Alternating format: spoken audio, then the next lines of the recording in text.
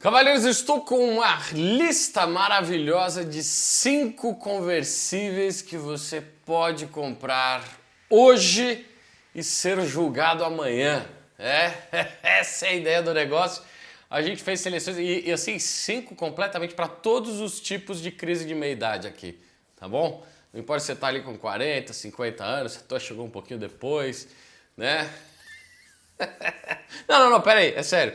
Conversíveis são bem interessantes, são úteis de certa forma, mesmo morando no Brasil, né? Mesmo com os problemas aí de segurança, mesmo que você vai descer assim, vai subir a serra, né? Com os cabelos ao vento e aquele cheiro de escapamento de Scania entrando no carro. Peguei aqui, ó, 5 pra gente comentar, certo? E são os mais baratos. Começando com o ícone do ícone, assim, o suprassumo do conversível, do carro convertido no Brasil.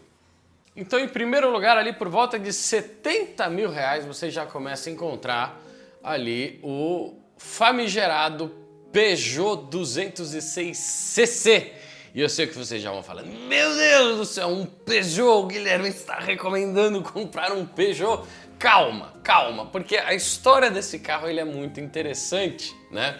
O Peugeot 206cc, na verdade, é inspirado numa versão do Peugeot 402, lá de 1935, onde naquela época a Peugeot, pioneira, indústria de vanguarda, né, criou aí essa versão do 402 com uma capota no estilo concha, que abrigava uma outra capota rígida, 35 cavaleiros, que fazia esse fechamento. Passaram-se 70 anos e a Peugeot no 206, e assim, ó, verdade seja dita, dos hatchbacks que eram vendidos na época ali dos anos 2000 no Brasil, Peugeot 206, Citroën C3,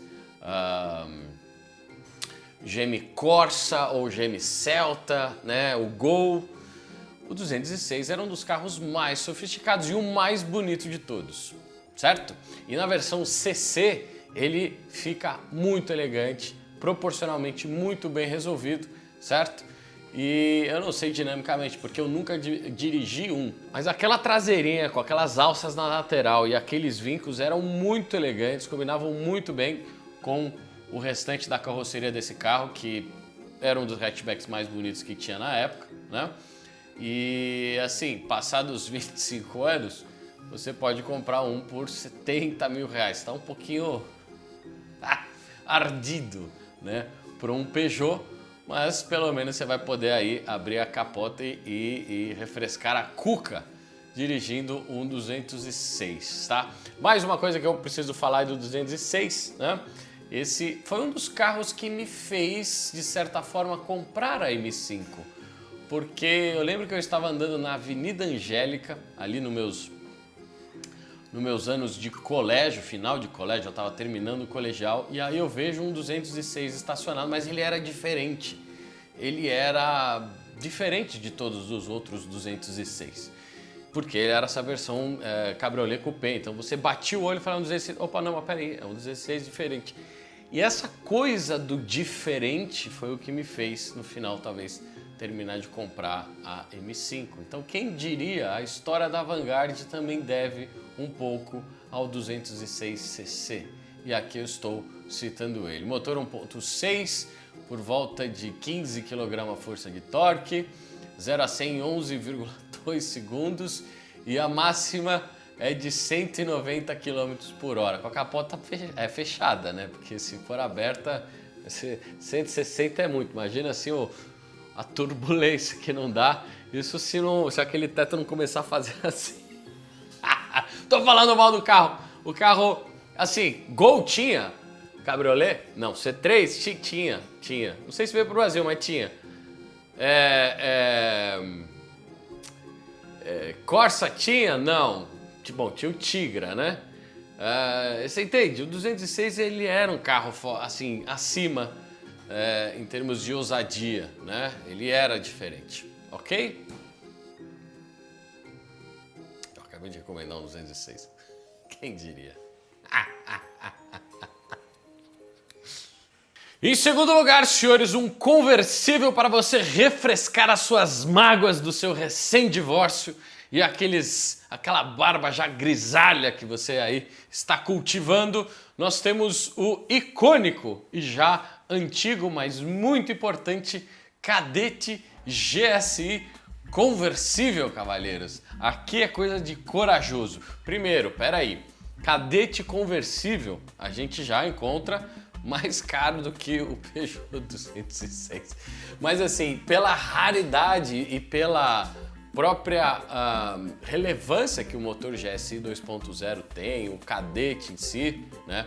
E a loucura das pessoas de comprar esse carro convertido na época. Para quem não sabe, o Kadett ele era produzido no Brasil, as carrocerias eram estampadas aqui, o aço e a prensa ali no ABC eu não sei se era no ABC, acho que era no ABC a fábrica da GM aqui do Kadett, ou lá em Taubaté, né? Ixi, agora fiz uma confusão mental, mas esse carro ele era pré-produzido no Brasil, depois ele ia para Itália, aonde o teto ele era montado na Bertone. O cara ia para Itália, irmão.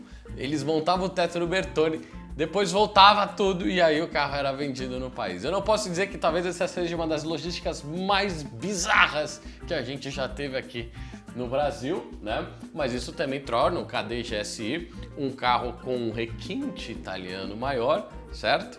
Com um motor ali GSI 2.0 de 121 cavalos, certo? Um 0 a 100 por volta ali dos 10 segundos, né? Era o que tinha para a época, convenhamos, né? E painel digital, puta merda, eu acho que só isso vale a aquisição do carro, porque o painel digital era uma coisa assim, e o Banco Recaro também tinha o GSI, o que tornava ele uma ovelha negra, assim, num rebanho de ovelhas, de centenas de ovelhas brancas, estava lá o GSI e de fato o GSI conversível, e de fato isso te destacava na multidão, certo? Era aquela coisa, você baixa a capota para andar no bairro e escutar os julgamentos da vizinhança. Então talvez o GSI é um dos carros mais raros aqui, ou se não o mais raro da lista, e merece essa menção honrosa que a gente fez aqui para um dos carros ainda da década de 90, mas que tá mantendo o seu valor, tá? A gente tava falando de um carro aí os caras estão pedindo aí 100 conto em volta aí, né? E assim, né, não sabemos de rigidez torsional do chassi, mas a capota era mecânica. Cara, olha esse interior, meu amigo. Ainda com os indicadores ali no meio do painel. Meu pai teve um Kadett, cara. Então, menção honrosa saída feita aí, o Kadett, segunda lista, né? Devia ter deixado por último. Depois, cavaleiros, eu preciso citar, antes de citar o terceiro lugar aqui, vocês sabem que eu tenho problema de lombar, eu já venho falando isso há algum tempo, e para quem me conhece aqui, às vezes eu tenho umas crises. Mas depois que eu peguei a minha Geniodesk Ergo Chair, quando eu começo a sentir uma dorzinha, assim, uma fisgada nos discos ali da minha lombar, eu transformo aqui, eu aperto um botão, ela levanta, eu consigo continuar trabalhando, certo? E aí eu ponho o meu corpo numa outra posição ergonômica. Não que a minha Comfort Master Ultra Mega Blaster aqui, a minha Ultra Comfort da Geniodesk também não seja uma excelente cadeira, mas eu tendo as duas opções, eu fico intercalando com elas e as crises melhoraram muito depois disso. E você pode comprar a sua Geniodesk e a tua Ergo Chair também, aí com o desconto que eu vou deixar aqui na descrição. Em terceiro lugar dessa lista dos conversíveis baratos para você adquirir, aqui acho que talvez uma das minhas principais recomendações quando o assunto é conversível, porque é inegável a consolidação, a solidez e a confiabilidade que você vai encontrar numa Mercedes SLK de ali por volta dos anos 2000 e pouco, né? Gravamos recentemente aqui no canal a SLK do Igor e ali a gente está falando do modelo 2009, o dele mais antigo, que está com aquele motor 4 cilindros compressor da Mercedes, muito bem, muito capaz, o carro mais capaz até agora dessa lista. E ali, cavaleiros, eu tô falando do 1.8 produzindo ali por volta de 180 cavalos, 0 a 100 ali por volta de 7 a 8 segundos, dependendo de quem tá dirigindo, condições de manutenção do carro e etc. Mas lembrando, esse carro tem teto rígido, ou seja, ele é um real conversível. Aliás, você sabe a diferença de cabriolé para conversível? Na verdade, existe uma diferença entre esses conceitos. O conversível é com a capota fechada, ele tem uma capota rígida, ele é um carro conversível entre capota aberta e capota fechada. Quando a capota está fechada e ela é rígida, a gente considera isso como se fosse um carro conversível. Ele é tanto um coupé quanto um carro descapotado. E o carro cabriolé, ele é um carro que geralmente tem aquela capota de tecido, aonde você mesmo com o carro com o tampo fechado, você ainda tem um teto mole ali em cima. E aí eu te pergunto, e o Spider? E agora? Agora fudeu o negócio. A SLK, na verdade, é um legítimo conversível, diferente do Cadete, que eu acabei de mostrar aqui para vocês, que seria mais adequado a um cabriolé, mas eles chamavam de conversível na época. Agora fudeu mais ainda. Mas tudo bem. E a SLK é um carro de tração traseira, é um verdadeiro esportivo. Então, se você está buscando uma dinâmica de condução, uma solidez de manutenção confiável que a gente tem ali no motor M271, na versão compressor ainda, você já encontra aí SLKs por volta ali dos 100 mil reais. Definitivamente, eu acho que uma das melhores, se não a melhor opção aqui dessa lista, considerando versatilidade, usabilidade para vários tipos de perfis diferentes. Dá para falar em esportividade aqui, dá para falar que quem tem um perfil mais conservador, que não quer muito problema, né? A plataforma da SLK, ela é muito previsível na sua manutenção. Dá uma olhada no vídeo que eu fiz aqui com o Igor, não sei se ele saiu ainda, e ali eu cito alguns dos problemas crônicos do modelo, certo? E vão ter outros aí também, ok? Beleza, mas Guilherme, eu quero uma coisa realmente diferente. Peugeot não dá, Cadete tá muito velho e Mercedes também é carro de velho. Eu sou um jovem ainda. Aquela música do Chaves? Eu tenho um carro pra você então. Poucos se lembram do Volkswagen EOS. Você lembra do EOS? A Volkswagen fez um carro na plataforma PQ35 com o motor 2.0 TSI, motor mais potente aqui dessa lista, 200 cavalos, por volta ali de 28 kgf na programação original. Dá para subir para uns 270 cavalos ali, preparando com coisa simples aí esse motor, e você vai levar um Volkswagen, um Passat, melhor, um Passat, né? Com o teto removível, né? E convenhamos, o Passat era o carro que você comprava quando estava casado, né? Depois você se separa, você vende o Passat e compra o EOS. E você não vai sentir grandes diferenças, porque interior, acabamento, motorização, plataforma, comportamento, ele é muito parecido, entendeu? E é o carro talvez perfeito para você aí adquirir, ainda naquela geração boa dos TSI com as lanternas de LED redondas, né? Carro que envelheceu muito bem, ok? E de manutenção, assim, dá para dizer que oficinas, mesmo as oficinas mais simples, já estão bem versadas, bem acostumadas com todos os problemas que você pode encontrar aí na linha TSI. E esse carro está orbitando ali por volta dos 100 mil reais também, certo? Um pouquinho mais caro, talvez o mais caro aqui da lista, ali cento e poucos, 120, 130 mil, você já encontra alguns. E talvez pelo fato de ninguém lembrar do EOS, talvez seja o fato dele estar assim, de certa forma até acessível, ok? Qual que seria a outra opção? Um Kwid elétrico? Não, né, meu amigo? Aí não dá, certo? Então o EOS é uma boa recomendação para quem quiser uma patada. É tração dianteira, mas é um Passat também, certo? Passat para você aí se converter. E um detalhe, né, nessa história do conversível, cabriolé, Spider, o EOS é mais bizarro ainda, porque além do teto da versão coupé, do teto conversível, ele tem um teto solar. É, meu amigo, os caras da Volkswagen podiam usar nessa época. Ok? Próximo e último da lista. Esse é uma teteia.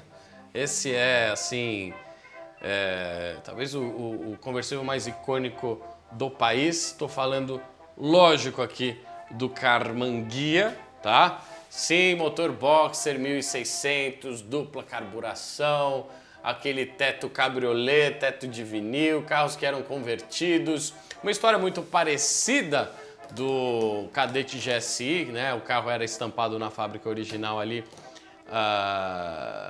Não, minto. Na verdade, essa é a história do SP2. Eu confundi com a história do SP2. Eu tenho um vídeo aqui no canal, dá uma olhada lá na história do SP2. Mas a Carmanguia era feita numa fábrica separada ali na Anchieta, né? Que depois virou a fábrica que também construiu os SP2. O SP2 pingava, começava na fábrica da Volkswagen e voltava. Só que o Carmanguia ia, o SP2 para essa fábrica da Carmanguia, que era na época ali do presidente, um gearhead que viabilizou toda a produção do Carmanguia aqui no país. E para pensar, pô, o negócio era feito aqui, cara, entende?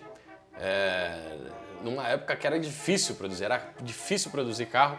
Tudo bem que o Carmanguia já era assim um motor um pouco mais datado, uma carroceria mais antiga, mas isso demonstra o quão bom era todo o conceito da carroceria ali de túnel central e motor traseiro da Volkswagen ou do Tatra, né, lá de 1930, da qual a Volkswagen aprimora o projeto e lança lá o Volkswagen Type 1, né, conhecido como Fusca. Né? A história também é muito interessante. O Carmanguia, ele é aquele Volkswagen... A Ghia, na verdade, era um estúdio italiano de design, né? E Karmann era os construtores de carroceria e criaram essa versão do Beetle mais para lazer, mais para passeio. O meu bisavô teve um Carmanguia, meu pai fala muito dessa história, né? Desse carro.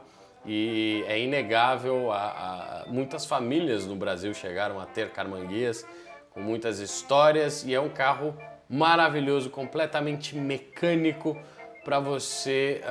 É como se fosse um relógio mais antigo, né, que marca as horas, se desloca muito bem ali pelo asfalto, sem grandes pretensões, mas talvez de todas as máquinas aqui que nós temos, que eu citei aqui nesse vídeo, com exceção da SLK, né, que também tem uma aura própria ali, eu acredito que o Carmanguia ele seja um ícone de uma época que você deveria ter dirigido pelo menos, para ver como que as coisas eram mais mecânicas, analógicas e simples, e ao mesmo tempo, se você dá uma volta num domingo assim com um bom clima, né, ainda que seja meio frio, meio nublado, ainda assim é uma experiência sensorial assim muito bacana. Melhor que isso só moto, talvez, né? Uma Harley, né?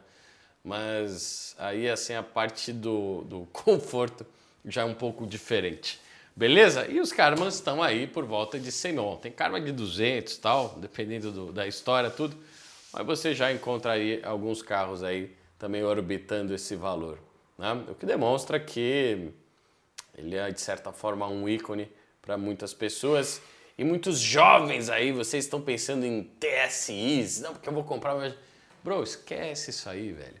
Você tá aí no litoral, tá no interior, tem uma paisagem bacana, vai dar a volta no Carmanguia, irmão. Talvez você aprenda um pouco de mecânica também, né? É um bom início. Beleza?